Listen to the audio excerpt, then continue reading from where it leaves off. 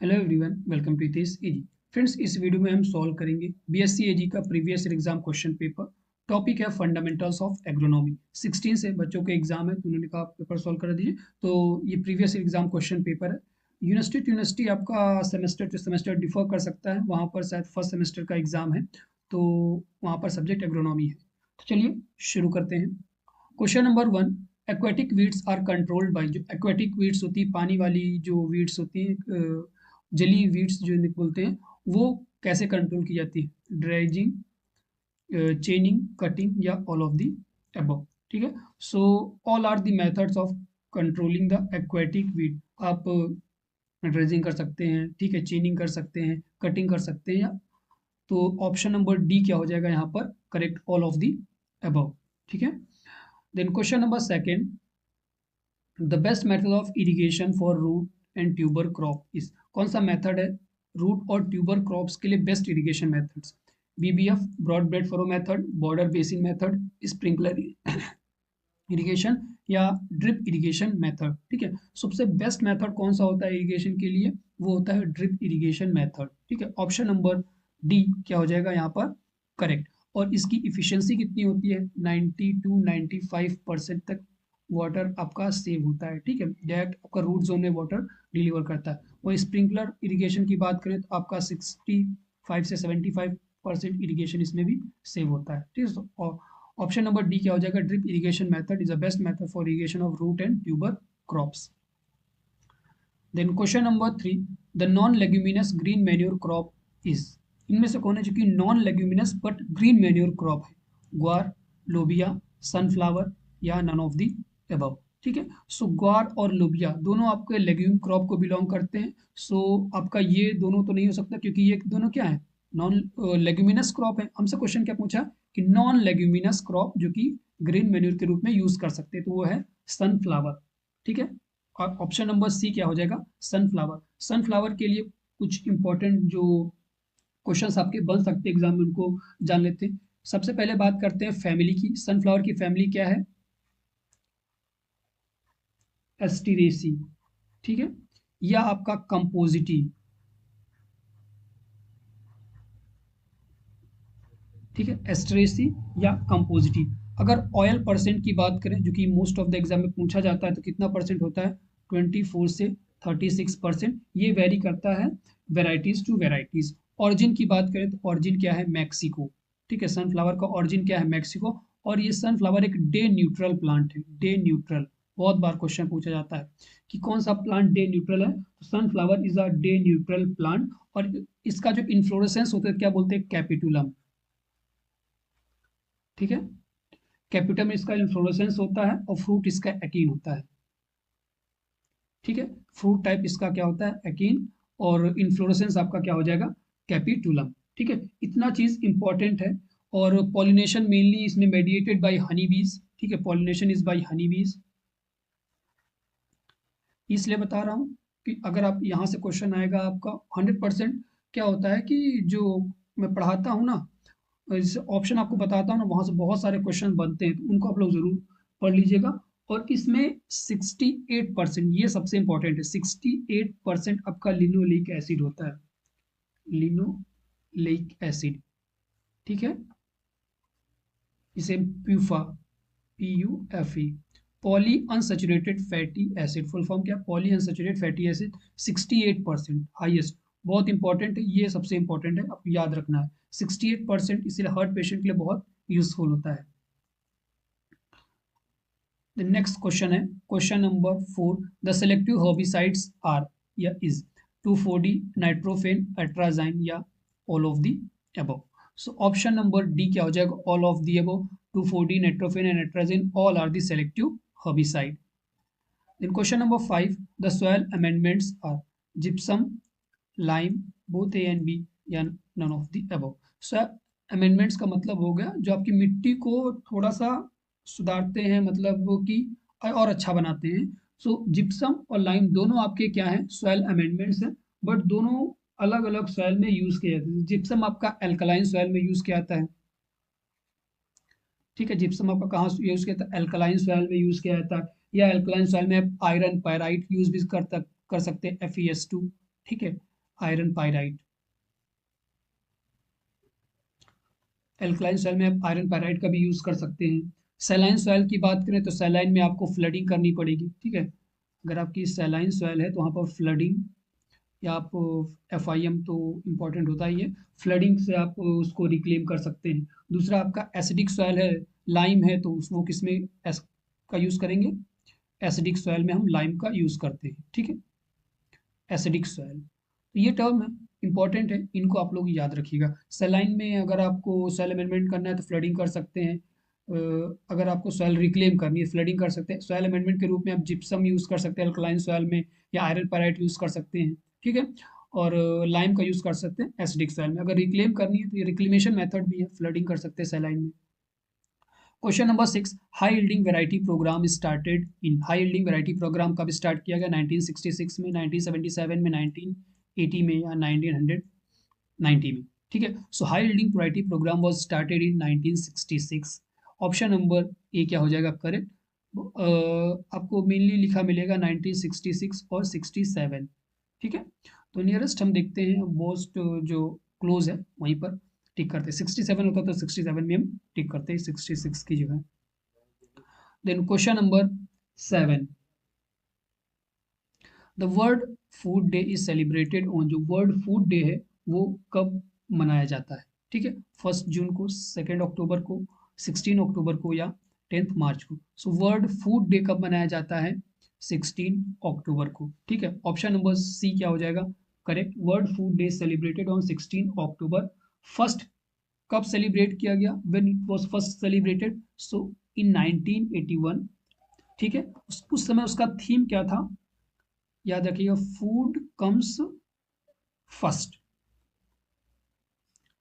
It was the theme in 1981 when the first time food world food day was celebrated. आप लोगों के लिए question है, ozone day कब मनाया जाता है, ओजोन डे, ठीक है। ओजोन डे कब मनाया जाता है। Then question number 8, Orobanche is a. Orobanche क्या चीज है, कंप्लीटली रूट पैरासाइट है, सेमी रूट पैरासाइट है, कंप्लीटली स्टेम पैरासाइट है, या सेमी स्टेम पैरासाइट, ठीक है। इनको अच्छे से समझते हैं। देखिए आपके 4 पैरासिटिक वीड्स हैं, ठीक है। अब लिख देता हूँ, शॉर्ट फॉर्म में लिखूंगा, कैस्कुटा, लोरेंथस, ओरोबेंची एंड स्ट्रिगा, ठीक है। इनको याद कैसे रखना है, देखिए शुरुआत करते हैं हम लोग स्टेम से। स्टेम, ये भी आपका स्टेम, देन रूट, और इधर भी आपका क्या हो जाएगा, रूट, ठीक है। याद कैसे करना है, क्लोज याद रखना, CLOS लिख लेना है, कैस्कुटा, लोरेंथस, ओरवेंची एंड स्ट्रिगा, ठीक है। अब स्टेम है तो शुरुआत सबसे पहले वाला क्या होगा, टोटल स्टेम पैरासाइट है, ठीक है। Cuscuta is a total stem parasite, Loranthus is a semi stem parasite, ठीक है। Then Orobanche is a total root parasite and Striga is a semi root parasite. एकदम आसानी से याद हो गया कि आपको पहले लिख लेना, आपको चारों नाम याद रखना, क्योंकि बहुत बार कंफ्यूजन होता है कि कौन सा टोटल स्टेम है, कौन सा सेमी स्टेम है, कौन सा टोटल रूट है, कौन सा सेमी रूट पैरासाइट है। आपको कुछ करना नहीं, आपको सिर्फ ये 4 वर्ड याद रखने, क्लोज CLOS, देन उसके बाद आपको सब पहले में स्टेम दोनों में लिखना है, बाद में रूट, देन टोटल सेमी, ठीक है। तो क्वेश्चन क्या है, आप लोग कमेंट में बताइएगा कि इसका सही ऑप्शन क्या होगा, A, B, C या D। मैंने ऊपर इसका जो भी डिस्क्रिप्शन है ये दे दिया है, इसके बेसिस पर आप आंसर कर सकते हैं। Question number 9, contact weedicide is और are, stem F34, sodium arsenate, paraquat, या all of the above. So all are contact weedicides. Option number D यहाँ पर क्या हो जाएगा, ऑल ऑफ दी अबव, सभी क्या है, सही है। Then question number 10, nitrogen percentage in groundnut oil cake is 6.4, 4.9, 7.3 या 5.2, ठीक है। बहुत ज़्यादा इंपॉर्टेंट है, याद रखना है। सीधा सीधा पूछ देता है कि नाइट्रोजन कंटेंट ग्राउंडनट केक में कितना होगा या NPK कितना होगा, तो हम NPK की बात करते हैं, टोटल NP&K। अगर नाइट्रोजन की बात करें तो वो कितना होता है, 7.3%, फॉस्फोरस 1.5% होता है, और के हमारा कितना होता है, 1.3%, ठीक है। तो हमारा यहाँ पर ऑप्शन क्या हो जाएगा, 7.3%। नाइट्रोजन परसेंट पूछा तो 7.3, यहीं पर फॉस्फोरस पूछ लेता तो 1.5, या पोटेशियम पूछ लेता तो 1.3 परसेंट। ठीक है। ऑयल केक की बात करें, सॉरी, ऑयल परसेंटेज ग्राउंड में कितना होता है? 45%। ठीक है।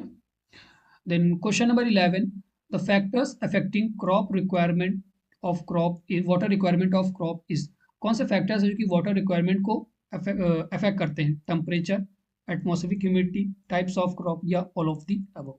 ठीक है। तो सभी फैक्टर्स जो हैं क्रॉप वाटर रिक्वायरमेंट को अफेक्ट करते हैं। अगर आपका टेम्परेचर इंक्रीज करेगा तो वाटर भी आपका इंक्रीज करेगा। ठीक है। क्रॉप क्या है, ज़्यादा से ज़्यादा वाटर को यूज़ करेगी, क्योंकि टेम्परेचर बहुत सारा वाटर क्या होगा, इवापोरेट हो जाएगा, ट्रांसपरेट हो जाएगा।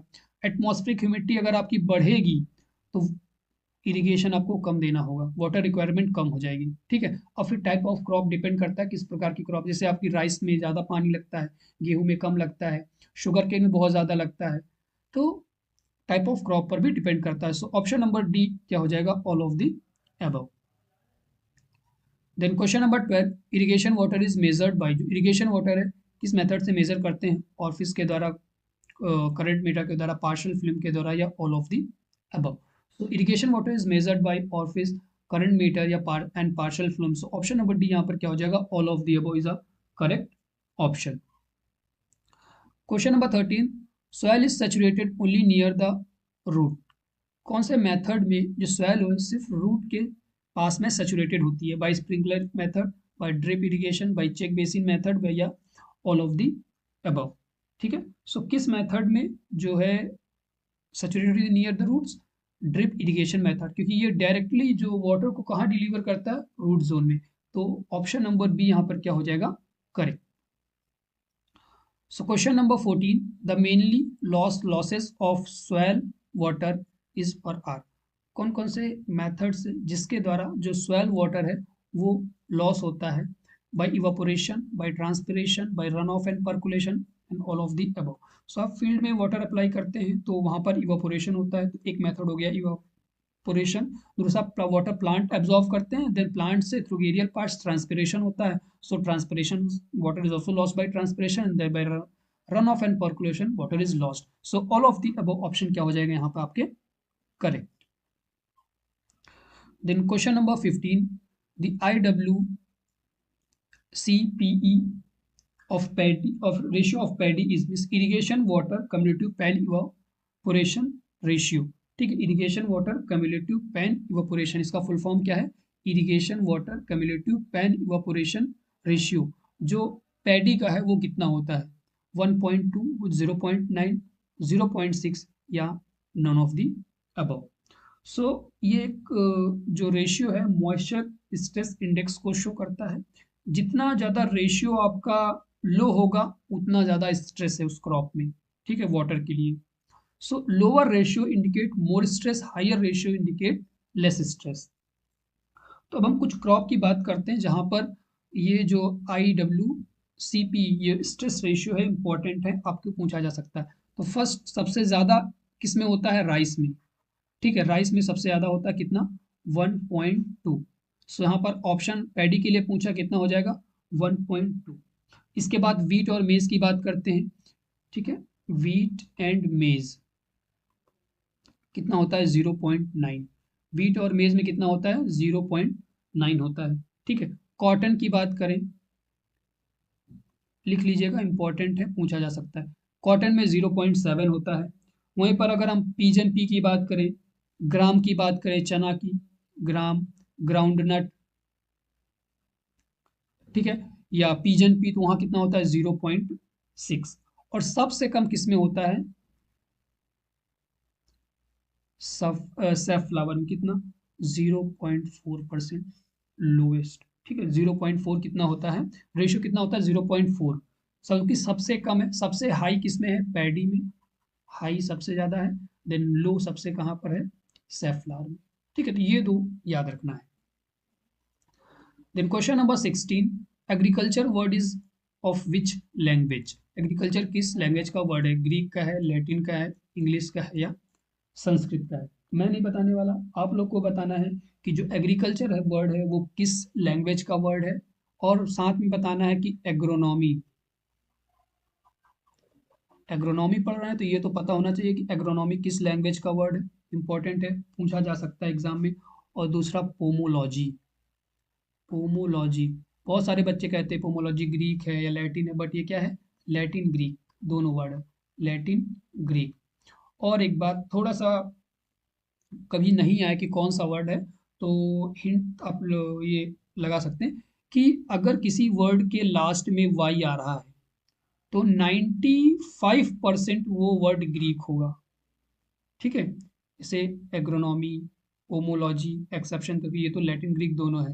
ठीक है, और बहुत सारा वर्ड हो गया जो जिसके लास्ट में अगर वाई आ रहा है तो वो 95%, 100% नहीं, 95%, कुछ एक्सेप्शन होते हैं हर जगह, 95% वो वर्ड किसको बिलोंग करेगा, ग्रीक वर्ड को बिलोंग करेगा। Then question number 17, father of agronomy. और ये मेथड जब भी लगाइएगा जब आपको एकदम क्लियर नहीं है कि लैटिन है या ग्रीक है, तब आप लगा सकते हैं कि लास्ट में वाई है तो आप ग्रीक लगा के आ सकते हैं। फादर ऑफ एग्रोनॉमी कौन है, Petro de Crescenzi, Peter de Crescenzi, या पेट्रो कहीं कहीं पर लिखा रहता है, doctor M S Swaminathan, M S Paul, या जेथरो टल। ठीक है, so Peter de Crescenzi is a father of agronomy. Option number A क्या हो जाएगा यहाँ पर करेक्ट। एम एस स्वामीनाथन कौन है, father of green revolution, green revolution कहां पर, इंडिया में, father of green revolution in India. अब यहीं पर दूसरा क्वेश्चन अराइज होता है कि फादर ऑफ ग्रीन रेवोल्यूशन कौन है। जब doctor M S Swaminathan father of green revolution India के हैं तो वर्ड के मतलब सिर्फ फादर ऑफ ग्रीन रेवोल्यूशन के बारे में पूछेगा तो कौन होगा, नॉर्मन बोरलॉग। ठीक है, नॉर्मन बोरलॉग क्या है, father of green revolution word. और जेथ्रो टल किसके हैं, फादर ऑफ टीलेज,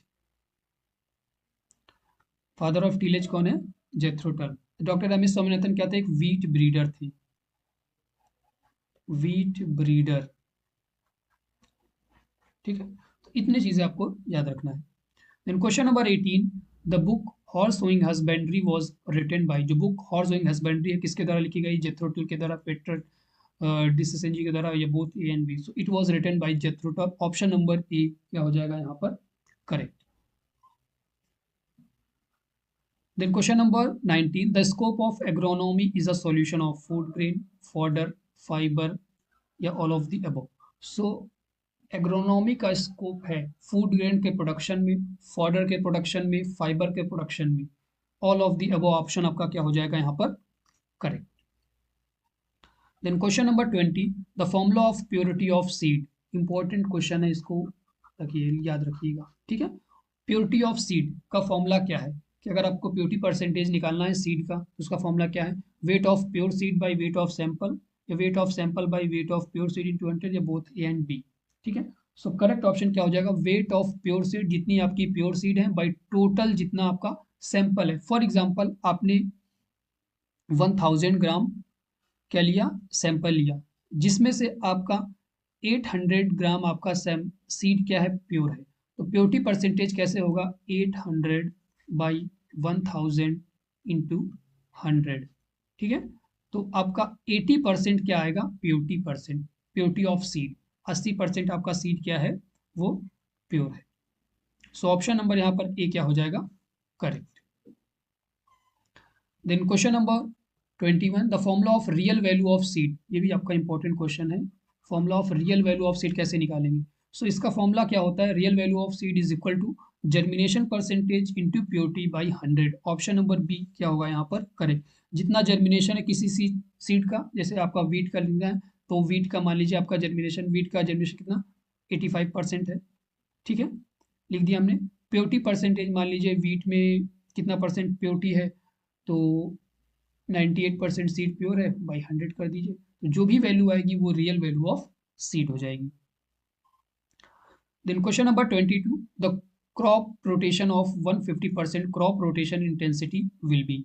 क्या होगा, paddy, wheat, sugarcane, fallow mustard, green manure, या वीट, या पैडी, लिंटिल, ज्वार, या none of the above.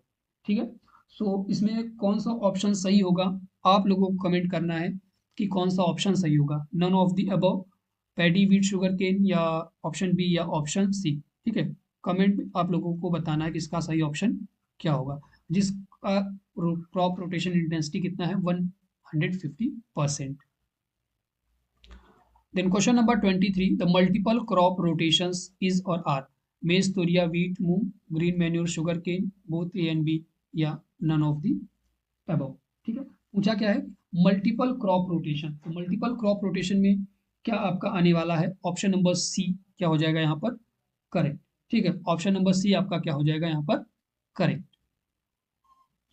Then question number 24, harvest index is grain yield plus straw yield, biological yield plus by grain yield या grain yield by total biological yield या none of the above। So harvest index क्या होता है, कितना आपके पास grain का yield आया है और बाय टोटल बायोलॉजिकल यील्ड दोनों का रेशियो क्या होगा आपका, हार्वेस्ट इंडेक्स आएगा। सो ऑप्शन नंबर सी क्या हो जाएगा, correct, grain yield divide by total biological yield. Then question number 25, what will be the rotation intensity of sun hemp, जो कि हम as a green man, GM का मतलब as a green manure use कर रहे हैं, and sugar cane crop rotation. So इसका जो क्रॉपिंग इंटेंसिटी आएगा वो कितना आएगा, तो कितना आने वाला है, दो क्रॉप है, एक सीजन 100, तो कितना आ जाएगा 200। ठीक है, सो ऑप्शन नंबर ए क्या हो जाएगा इसका, करेक्ट, 200%। ठीक है, then question number 26, ICR is located at, ICR कहाँ पर है, आप लोगों के लिए क्वेश्चन है, आप लोग बताइएगा कि आईसीआर कहाँ पे, सो कमेंट में बताइएगा कि ठीक है कि आईसीआर कहाँ पर लोकेटेड है, लखनऊ, कानपुर, मुंबई या दिल्ली में। देन क्वेश्चन नंबर 27, दूब ग्रास इज पर एन, दूब ग्रास क्या है, पेरेनियल वीड्स है, बीनियल है, एनुअल है या नन ऑफ द अबव। सो दूब grass is a perennial weed, option number ए यहाँ पर क्या हो जाएगा, करेक्ट। ठीक है, दूब ग्रास कैसा है, एक पेरेनियल वीड है। दूब ग्रास का साइंटिफिक नेम क्या है, जिसे हम लोग साइनोडॉन डैक्टिलॉन के नाम से जानते हैं, क्या, साइनोडॉन डैक्टिलॉन। ठीक है, it is called as Cynodon dactylon, और या बर्मुडा ग्रास। ठीक है, या बर्मुडा ग्रास के नाम से जानते हैं, तो नाम याद रखना है, कभी कभी आपको दूब ग्रास ना देके बर्मुडा ग्रास पूछ लेगा या साइनोडैक्टिलॉन कह लेगा। Then question number 28, what is the stage when the head is closed in the apical या topmost leaf in the plant of the Poaceae family। उस स्टेज को क्या बोलते हैं, जब उसका हेड जो टॉप मोस्ट लीफ होती है उसमें क्लोज होता है, तो उस स्टेज को क्या बोलते हैं, फ्लावरिंग स्टेज बोलते हैं, बूटिंग स्टेज बोलते हैं, सीआरआई स्टेज या नॉन ऑफ द अबव। ठीक है, उसे बोलते हैं बूटिंग स्टेज या boot stage. Option number B क्या होगा यहाँ पर, करेक्ट। सीआरआई स्टेज वीट में कितने डेज पर होती है, ठीक है, कितने डेज आपको बताना है, कितने डेज किस में होती है, वीट में। सीआरआई स्टेज वीट में कितने डेज स्टेज पर, कितने डेज पर, आप लोग को कमेंट में बताना है। Then question number 29, hydrilla is a emerged weed, submerged weed, floating weed या नॉन ऑफ द अबव। ठीक है, सो हाइड्रिला के बारे में पूछा, हाइड्रिला कैसा, सबमर्ज्ड वीड है, इमर्ज्ड वीड है, फ्लोटिंग है या नन ऑफ द अबव। कैसा है, submerged weed, option number B इसका क्या हो जाएगा, करेक्ट। फ्लोटिंग वीड की बात करें तो फ्लोटिंग वीड में कौन है, वाटर हाइसिंथ। ठीक है, water hyacinth is a floating weed. Then question number 30, which species of rhizobium culture is used to inoculate the soyabean seed। कौन सा स्पीसीज है राइजोबियम का जो कि सोयाबीन की सीड को इनोकुलेट करने के लिए यूज किया जाता है। ठीक है, तो सभी के बारे में थोड़ा थोड़ा देख लेते हैं कि कौन सी स्पीसीज किसके लिए यूज की जाती है। अगर हम बात करते हैं सोयाबीन की, तो सोयाबीन के लिए क्या यूज होता है, जेपोनिकम। ठीक है, क्या होता है, जेपोनिकम। जेपोनिकम किसके लिए यूज करते हैं, सोयाबीन, काउपी, ग्राउंडनट। ठीक है, लेग्यूमिनेशियम किसके लिए यूज करते हैं, तो पी के लिए यूज करते हैं, लेंटिल के लिए यूज करते हैं और फैबाबीन के लिए यूज करते हैं। ठीक है, इंपॉर्टेंट है, याद रखना। और फैसुलाई फैसुलस वुल्गैरिस के लिए यूज करते हैं हम। ठीक है, फैसुलाई फैसुलस वुल्गैरिस के लिए यूज करते हैं। और बरसीम के लिए यूज क्या करते हैं, तो राइजोबियम ट्राइफोलाई।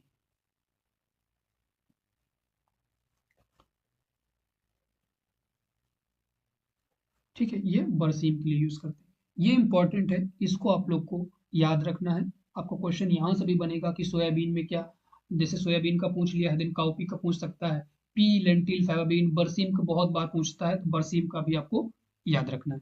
ठीक है, सो फ्रेंड्स, बाकी जो रिमेनिंग क्वेश्चन है उसको हम नेक्स्ट वीडियो में कवर करेंगे। अगर आप पेड पीडीएफ परचेज करना चाहते हो तो कॉन्टैक्ट कर सकते हैं 7905601596 पर, या हमें हमारा टेलीग्राम चैनल उसको भी आप ज्वाइन कर सकते हैं, हितेश एजी। ठीक है, तो इसको भी आप लोग ज्वाइन कर लीजिएगा।